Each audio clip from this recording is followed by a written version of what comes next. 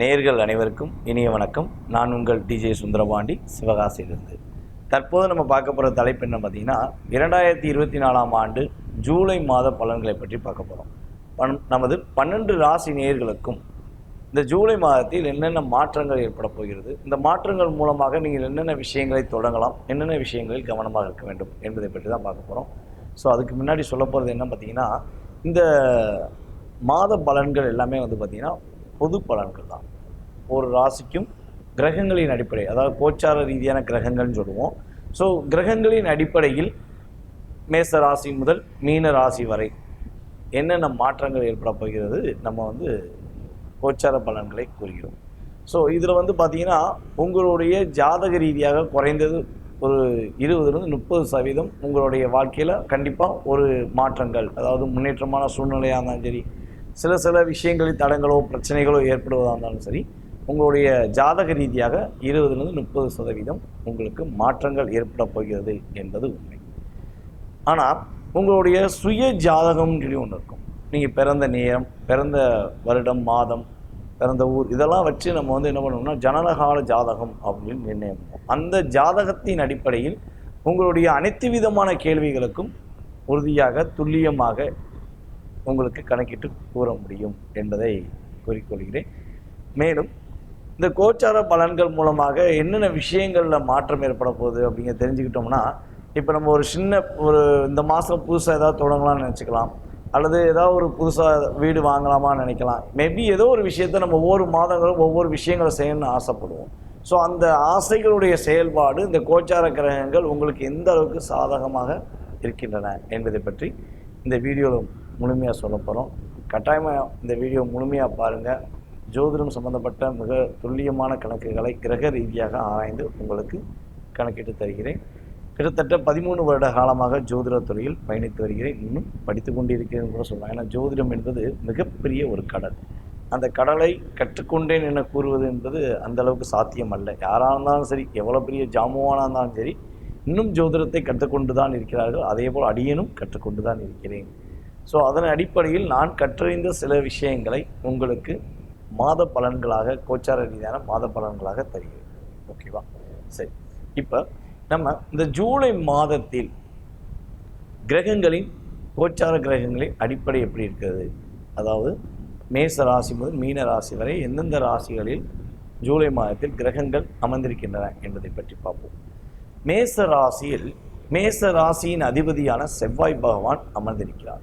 செவ்வாய் பகவான் பார்த்தீங்கன்னா 12ஆம் தேதி வரையும் மேச ராசியில் அமர்ந்திருப்பார். அதுக்கப்புறம் பார்த்தீங்கன்னா ரிஷப ராசிக்கு இடம்பெறுவார். அப்போ 12ஆம் தேதி வரையும் செவ்வாய் பகவான் மேச ராசியிலும், அதே போல் நமது குரு பகவான், அதாவது அனைவருக்குமே மிக பிடித்தமான கிரகம் அப்படின்னு பார்த்தீங்கன்னா குரு பகவானை தான் நம்ம ரொம்ப விரும்புவோம். ஸோ அதை ஒரு சுப கிரகம் அப்படின்வோம். சுப கிரகமான குரு பகவான் ரிஷப ராசியில் அமர்ந்திருக்கிறார் என்ன பார்க்கிறோம். அதே போல் பார்த்தீங்கன்னா சூரிய பகவானை வச்சு தான் ஒவ்வொரு மாத பலன்களுமே எடுத்துக்கிட்டு இருக்கோம். சூரிய பகவான் தான் தலைமை கிரகம். நவகிரகங்களின் அதிபதியாக விளங்குவரே சூரிய பகவான் தான். ஸோ சூரிய பகவான் மிதுன ராசியில் 17ஆம் தேதி வரையும் மிதுன ராசியில் அமர்ந்திருப்பார். 17க்கு அப்புறம் சூரிய பகவான் என்ன பண்ணுறாருன்னா மிதுன ராசியிலிருந்து கடக ராசிக்கு பயணிப்பார் என பார்க்கிறோம். தமிழ் மாத என்னைக்கு பிறக்குதோ அந்த மாதம்தான் சூரிய பகவான் ஒரு ராசியை விட்டு இன்னொரு ராசியை விட்டு கடந்து செல்வார் என்பது உண்மை. ஸோ அப்போ இந்த ஜூலை மாதத்தில் ஆனி மாதம் ஓடிக்கிறது. இந்த ஆனி மாதமானது 32 நாட்கள் இருக்கும். ஸோ இந்த ஆனி மாதத்தில் 32 நாட்கள் இருக்கிறனால சூரிய பகவான் 17 நாட்கள் வரையும் மிதுன ராசியில் அமர்ந்திருப்பார். ஏன்னா இது பார்த்திங்கன்னா மிகப்பெரிய ராசி அப்படின்னு சொல்லுவோம். மிதுன ராசி மட்டும். ஏன்னா ஆனி மாதம் என்னைக்கு வருதோ அன்றைக்கி தான் தமிழ் மாதத்தில் 32 நாட்கள் உண்டு. இது தமிழ் மாத பலன்கள் சொல்லும்போது உங்களுக்கு தெளிவாக சொல்லியிருப்போம். ஸோ அதே போல் பார்த்திங்கன்னா மிதுன ராசியில் சூரிய பகவான் கொஞ்சம் அதிக நாட்கள் இருப்பார். அப்படிங்கும்போது கடக ராசிக்குள் அவர் 18ஆம் தேதியிலிருந்து பயணம் செய்வார் என்பது பார்க்கிறோம். சரி, அதுக்கு அடுத்தபடியாக பார்த்திங்கன்னா சுக்கிர பகவான் பார்த்திங்கன்னா மிதுன ராசி தான். சூரியனோடு சேர்ந்த சுக்கிரன் கிட்டத்தட்ட 7ஆம் தேதி வரையும் சுக்கிரன் சூரியனோடு சேர்ந்து பயணிப்பார் மிதுன ராசியில். அப்புறம் 7ஆம் தேதிக்கு மேலே அவர் என்ன பண்ணுறாருன்னா கடக ராசிக்குள் பயணிப்பார் என பார்க்கிறோம். ஸோ அதே போல் புதன் பகவான் கடக ராசியில் கிட்டத்தட்ட 18ஆம் தேதி அவர் கடகராசிக்கு பயணித்துட்டு அதுக்கப்புறம் சிம்ம ராசிக்கு மாறுகிறார். கன்னி ராசியில் கேது பகவான். கேது பகவான் வந்து ஆல்ரெடி பார்த்திங்கன்னா நவம்பர் மாதம் பயிற்சியானவர் அதே கன்னி ராசிக்குள்ளே உட்காந்துருக்காரு. ஸோ கன்னி ராசியில் கிட்டத்தட்ட வந்து நவம்பர் மாதத்துலேருந்து 1.5 வருட காலம் கேது அங்கே தான் அமர்ந்திருப்பார். எப்பவுமே கேது பகவான் எங்கே அமர்ந்திருக்காரோ அதுக்கு எதிர் திசையில், அதாவது அதனுடைய 7ஆம் பாவகத்தில் ராகு அமர்ந்திருப்பார் என பார்க்கிறோம். ஸோ அப்போ ராகு பகவான் வந்து பார்த்திங்கன்னா மீன ராசியில் அமர்ந்திருக்கிறார் என பார்க்கிறோம். இதில் இந்த சனி பகவான் இருக்கார் பார்த்தீங்களா, சனி பகவான் வந்து கிட்டத்தட்ட இப்போ கும்ப ராசியில் அமர்ந்திருக்கிறார். சனி பகவான் வக்கர நிலையில் அமர்ந்திருக்கிறார். கும்ப ராசியில் வக்கர நிலையில் அமர்ந்திருக்கிறார் என பார்க்கிறோம். ஸோ இந்த கிரகங்களின் அடிப்படையில் சந்திர பகவானை தவிர்த்து மற்ற ஏனைய கிரகங்களின் அடிப்படையில் நம்ம வந்து பலன்களை கணித்து குறிப்பிடுகிறோம். ஸோ இப்போ வந்து இந்த வீடியோ நீங்கள் முழுசாக பார்த்தீங்கன்னா உங்களுக்கு இந்த மாதத்தில் ஏற்படுகின்ற மாற்றங்களும் முன்னேற்றங்களும் உறுதியாக அறிந்து கொள்ளலாம் என கூறுகிறேன். வாங்க நம்ம வீடியோக்குள்ளே போகலாம். மீன ராசி நேயர்களுக்கு 2024ஆம் ஆண்டு ஜூலை மாதம் கோச்சார ரீதியான கிரகங்கள் மூலமாக என்னென்ன மாற்றங்கள் ஏற்பட போகிறது என்பதை பற்றி பார்க்க போகிறோம். மீன ராசி காலபுருஷன் ராசியின் 12ஆம் இடம். 12ஆம் இடத்தில் சுக்கிர பகவான் உச்சநிலை அடைகிறார். இப்போ மீனராசியின் அதிபதி யார் பார்த்தீங்கன்னா குரு பகவான். உங்கள் ராசியின் அதிபதி குரு பகவான் 3ஆம் இடத்தில் இடம்பெறுகிறார். உங்கள் ராசிக்கு 2ஆம் இடத்து அதிபதியான செவ்வாய் பகவான் 12ஆம் தேதிக்கு மேலே 3ஆம் இடத்துடன் இணைகிறார். செவ்வாயும் குருவும் இணைந்து செயல்பட போகிறார்கள். இப்போ இந்த ஜூலை மாதத்தில் என்னென்ன மாற்றங்களை நீங்கள் பெறப்போகிறீர்கள், என்னென்ன நன்மைகளை அடையப் போகிறீர்கள் என்பதை பற்றி பார்ப்பதற்கு முன்பு மீன ராசியில் உள்ள நட்சத்திரங்கள் என்னென்ன அப்படின்னு சொல்லி பார்த்துருவோம். மீன ராசியில் புரட்டாதி நட்சத்திரம் மீன ராசியில் இருக்கிறது. அதுக்கு அடுத்தபடியாக வந்து பார்த்தீங்கன்னா உத்திரட்டாதி நட்சத்திரம் மீன ராசியில் இருக்கிறது. ரேவதி நட்சத்திரம் மீன ராசியில் இருக்கிறது.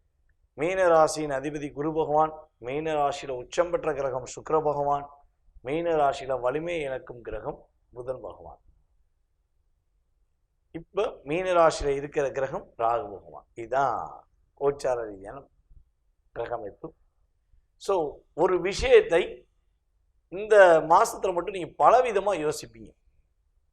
இப்படி செஞ்சால் நல்லா இருக்குமா, அப்படி செஞ்சால் நல்லா இருக்குமா, பிரம்மாண்டமாக இருக்க வேண்டும், நம்ம செய்கிறத மற்றவங்க அப்படியே பார்த்து பூரிப்படைய வேண்டும் என்ற சிந்தனையில் நீங்கள் செயல்படக்கூடிய காலகட்டமாக இந்த காலகட்டம் உங்களுக்கு இருக்க போகிறது. ஒரு புதுசாக ஒரு பொருள் வாங்கினாலும் அதை கொஞ்சம் பெருசாக வாங்கணும்னு ஆசைப்படுவீங்க. டிவியே வாங்கணும்னு ஆசைப்பட்டு உள்ளே போகிறீங்க ஷோரூமுக்குள்ளே. நீங்கள் போகும்போது என்ன நினச்சி போவீங்க, ஒரு 32 இன்ச்சில் வாங்குவோம் அப்படின்னு நினச்சி போகிறீங்கன்னா அதை விட பெரிய டிவி தான் நீங்கள் வாங்கிட்டு வருவீங்க. ஒரு எக்ஸாம்பிள் டிவி சொல்கிறேன். அப்போ எந்த விஷயம் நீங்கள் வாங்க நினச்சாலும் அதை கொஞ்சம் பெருசாக வாங்கணுங்கிற ஆசை இருக்கும், ஒரு வேகம் இருக்கும், நீங்கள் எடுக்கிற முயற்சிகளில் ஒரு விவேகம் இருக்கும் அப்படிங்கிறத உறுதியாக சொல்ல முடியும்.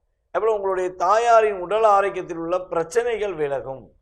அம்மாவுக்கு ஏதாவது உடல் ஆரோக்கியத்தில் சின்ன சின்ன பிரச்சனை இருக்குது, நானும் மருத்துவர்கிட்ட கூட்டு போய் பார்த்துக்கிட்டு இருக்கேன், ஆனால் அது எனக்கு ஒரு சரியான நிலைப்பாடில் செட் ஆகலை, வெற்றிய காசை செலவழிச்சிக்கிருக்கேன் அப்படின்னு சொல்லுவாங்க பார்த்தீங்களா.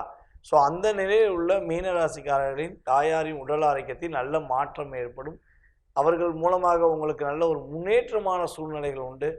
அதே போல் தாயாருடைய சொத்துக்கள் ஏதாவது பிரச்சனை இருக்குது, அது கிடைக்க மாட்டேங்குன்னு நினச்சி ஃபீல் பண்ணிக்கிட்டு இருக்க மீனராசிக்காரர்கள் இருந்தாங்கன்னா உறுதியாக அந்த பிரச்சனையில் உங்களுக்கு விடுபட்டு நல்ல விதமான முன்னேற்றமான சூழ்நிலையை அமைப்பதற்கான வாய்ப்பாக உங்களுக்கு கிரகங்கள் ஏற்படுத்தி கொடுக்கின்றன என்று பார்க்கிறோம். கணவன் மனைவி ஒற்றுமையில் உள்ள சின்ன சின்ன சண்டைகளில் நீங்கள் உறுதியாக விட்டு கொடுத்து தான் போக வேண்டும்.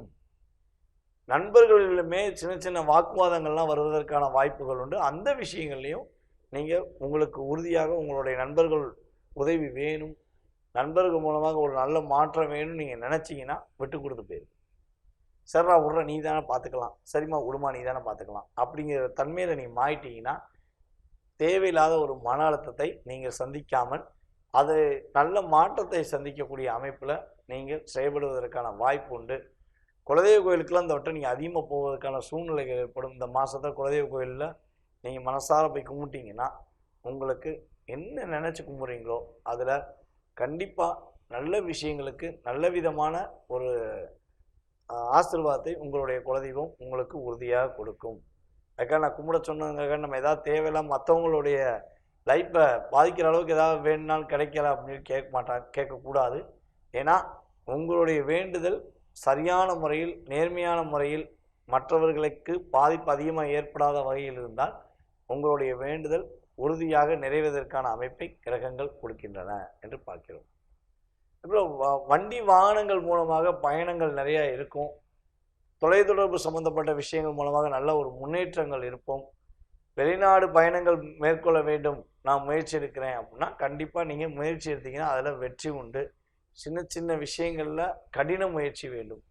சில விஷயங்கள் அப்படி எளிதாக நீங்கள் பயணித்து அதன் மூலமாக லாபத்தையோ அல்லது மன மகிழ்ச்சிகளையோ சந்திக்கக்கூடிய அமைப்பு கிரகங்கள் உங்களுக்கு சப்போர்ட் பண்ணுது. இந்த மாதத்தில் முடிந்தளவு குலதெய்வ கோயிலை மனசார போய் பின்பற்றிட்டு வாங்க.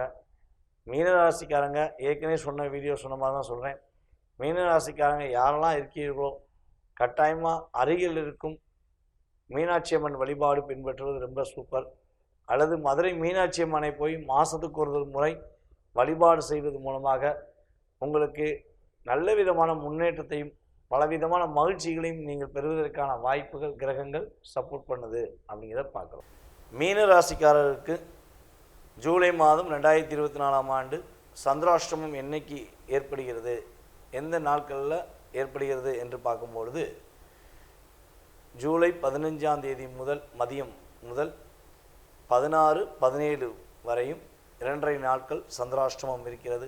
இந்த காலகட்டங்களில் கொஞ்சம் கவனமாக இருக்கணும், நிதானமாக செயல்படணும், அவசரப்படக்கூடாது. யாராவது ஏதாவது சொன்னாங்கன்னா உணர்ச்சிப்படக்கூடாது, அவசரப்பட்டு புதிய முயற்சிகள் எடுக்கக்கூடாது. சரியான முறையில் தான் செஞ்சுக்கிருக்க வேலையை நிதானமாக செஞ்சாலே நல்ல வெற்றி உண்டு, நல்ல மகிழ்ச்சிகள் உண்டு.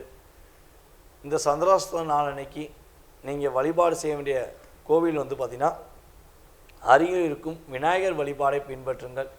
விநாயகரை 3 முறை ஒரு நாளைக்கு சுற்றி வாருங்கள். உறுதியாக நல்ல மாற்றங்களும் நல்ல முன்னேற்றங்களும் மகிழ்ச்சியான சூழ்நிலைகளும் உங்களுக்கு ஏற்படும் என்பதை கூறிக்கொள்கிறேன்.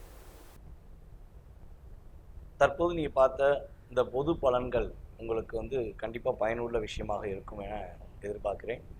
ஸோ அதே போல் பார்த்தீங்கன்னா ஜோதிடம் சம்பந்தப்பட்ட ஏதேனும் கேள்விகள் உங்கள் மனசில் ஏகப்பட்ட கேள்விகள் இருக்கலாம். நம்மளுடைய வாழ்க்கையில் என்னென்ன விஷயங்கள் செய்யலாம், என்னென்ன விஷயங்கள் செயல்படுத்தலாம் அப்படிங்கிற ஒரு சிந்தனை இருக்கலாம். நம்ம எப்படா இந்த பிரச்சனையை விட்டு வெளியே வருவோம், கடன் பிரச்சனையிலேருந்து கனவு மனைவி ஒற்றுமையிலேருந்து ஏகப்பட்ட விஷயங்களில் ஒவ்வொருத்தவங்களுக்கும் ஒவ்வொரு பிரச்சனைகள் இருக்கலாம். ஸோ இதுக்கு ஒரு சரியான தீர்வு என்ன அப்படின்னு நீங்கள் தெரிஞ்சுக்கணுன்னு ஆசைப்பட்டீங்கன்னா விருப்பப்பட்டீங்கன்னா கட்டாயமாக கீழே உள்ள வாட்ஸ்அப் நம்பருக்கு நீங்கள் வாட்ஸ்அப்பில் எஸ்எம்எஸ் பண்ணுங்கள். ஸோ கால் போகலைன்னா ஏன்னா பார்த்திங்கன்னா நிறைய பேருக்கு நம்ம ஆன்லைனில் ஜாதகம் சொல்லியிருக்கனால ஸோ உங்களுக்கு கால் சில நேரங்களில் போகாமல் இருக்கலாம். அதே போல் நம்ம மலேசியா, சிங்கப்பூர் அப்படின்னு சொல்லி நெக்ஸ்ட்டு இந்த மந்த்து நம்ம கிளம்புறோம். ஸோ அப்போ கால் உங்களுக்கு வரலைனாலும் நீங்கள் கவலைப்பட வேண்டாம், கால் போகலைனாலும் கவலைப்பட வேண்டாம். கீழே உள்ள வாட்ஸ்அப் நம்பருக்கு நீங்கள் வாட்ஸ்அப்பில் எஸ்எம்எஸ் போட்டு விடுங்க, ஜாதகம் பார்க்கணும்னு சொல்லி போட்டு விடுங்க. ஸோ உங்களுக்கான ஜாதகம் பார்ப்பதற்கான நேரம், கட்டணம் என்பதை உங்களுக்கு வாட்ஸ்அப்பில் திரும்ப கம்பெனிலேருந்து உங்களுக்கு ஸ்ரீ பாலாம்பிகா ஜோதிட ஆராய்ச்சி மையத்திலேருந்து உங்களுக்கு திரும்ப ரிப்ளை பண்ணுவாங்க. ஸோ அந்த குறிப்பிட்ட நேரத்தில் உங்களுக்கு ஜாதக ரீதியான பலன்களை மிக துல்லியமாக கணித்து உங்களுடைய எதிர்காலத்தை சிறப்பாக உருவாக்க ஸ்ரீ பாலாம்பிகா ஜோதிட ஆராய்ச்சி மையம் உறுதுணையாக இருக்கும் என கூறிக்கொள்கிறேன். அதே போல் நிறைய பேர் கேட்காங்க, சாமி எனக்கு டேட் ஆஃப் பர்த் தெரியல, எங்கள் வீட்டில் குறித்து வைக்கலை, அப்போ எனக்கு ஜாதகம் பார்க்க முடியுமா அப்படின்னு கேட்காங்க. ஸோ அப்படி கேட்குறவங்களுக்கு கட்டாயமாக சொல்கிறேன் பார்த்துக்கோங்க.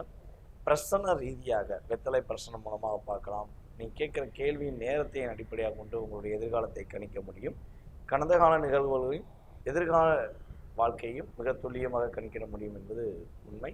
ஸோ அதே போல் வாஸ்து ரீதியாக உங்கள் வீடோட வாஸ்து பார்த்தோம்னா நீங்கள் எந்த வருடத்தில் உள்ளே போனீங்க, எந்த வருடத்திலேருந்து என்னென்ன மாற்றங்கள் இருக்குது, என்ன மாதிரி பிரச்சனைகள்லாம் நீங்கள் சந்திச்சிங்க அப்படிங்கிறத உங்களுடைய வாஸ்தை வைத்து மிக துல்லியமாக உங்களுக்கு ஜாதக பலனை கூற முடியும் என கூறிக்கொள்கிறேன். ஸோ கால் போகலைனாலும் கவலைப்பட வேண்டாம். ஏன்னா வெளிநாடுகள்லாம் நம்ம போகிறனாலும் உங்களுக்கு கால்ஸ் வராமல் இருக்கும். நீங்கள் கீழே உள்ள வாட்ஸ்அப் நம்பருக்கு எஸ்எம்எஸ் போட்டு விடுங்க. உங்களுக்கு உங்களுடைய எதிர்காலத்தை மிக துல்லியமாக கணித்து தர நான் காத்திருக்கிறேன். வாழ்க வளமுடன். நான் உங்கள் டிஜே சுந்தரபாண்டி, சிவகாசி.